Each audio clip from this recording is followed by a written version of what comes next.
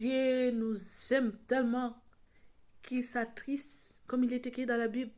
Il s'attriste, il permet cela, mais il s'attriste de voir ses enfants mourir avant l'âge. Beaucoup de chrétiens meurent, beaucoup de chrétiens vivent avec une conscience condamnée en ignorant l'œuvre de l'achevé de la croix de Jésus-Christ. Et pourtant, dans Colossiens 1,14, il est écrit que Jésus nous a sauvés. Tous nos péchés ont été pardonnés en Christ. Où est partie cette révélation que nous devons annoncer dans les églises? Tous nos péchés ont été pardonnés. Ils n'ont pas dit le péché, ils n'ont pas dit qu'après la mort ou quand Jésus viendra. Ils ont dit en Christ, tous nos péchés ont été pardonnés. Quand on parle de cela, c'est-à-dire c'est maintenant. C'est dans ce monde que nous péchons.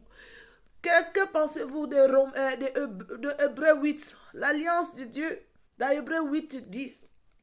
Nous parlons, quand nous lisons cela, nous pensons que c'est pour les Israélites. Il est écrit dans la Bible, en Christ, il n'y a pas de Juifs, il n'y a pas des Israélites. Nous tous, nous sommes les enfants de Dieu. Qui sont les Israélites? Nous sommes, dans Galates 3, 14, 13, 14, nous sommes la sémence d'Abraham, nous sommes bénis. Jésus a porté toutes nos malédictions à la croix, il a été cloué.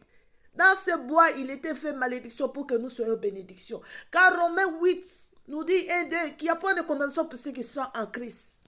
La loi de l'Esprit de Dieu, nous sommes en Christ, c'est le Saint-Esprit qui fait la loi, nous a libérés de la loi de péché. Quelle est la loi de péché? La loi de péché, c'est les 10 commandements.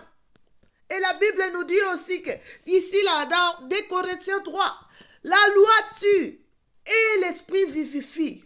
Quelle est la force de la force de péché? C'est quoi? C'est la loi. Et qu'est-ce qui a conduit le péché? Le péché conduit à la mort. C'est comme ça beaucoup de chrétiens meurent avec cette conscience de jugement. Une fois ils ont péché, ils pensent que Dieu ne peut pas les pardonner. Ils seront condamnés, ils attendent le jugement, ils vivent avec cette conscience. Voilà ce qu'une conscience de péché, de condamnation nous amène. Ça produit quoi? Ça produit la peur, ça produit les jugements, ça produit les stress. Et les fruits de cela, c'est quoi? L'échec. Les chrétiens, beaucoup d'échecs, des chrétiens échouent dans la vie parce qu'ils ont inconsciemment une conscience condamnée, jugée par les péchés. Et ça produit encore quoi? Les répétitions, les péchés répétitifs, des maladies mentaux, des maladies intérieures, des maladies du cœur, des attaques, des AVC. Et ça agente quoi? La mort. Et pourtant, Jésus nous a déjà pardonné. Nous avons été déjà pardonnés. Une fois pardonnés, c'est une fois pour tous. C'est hier, nos péchés d'hier, aujourd'hui et demain. Là, je vais dire quoi? L'alliance de Hébreux 8 dit, c'est pour nous aujourd'hui. Quand l'Éternel dit, je pardonnerai les péchés, je ne me souviendrai pas.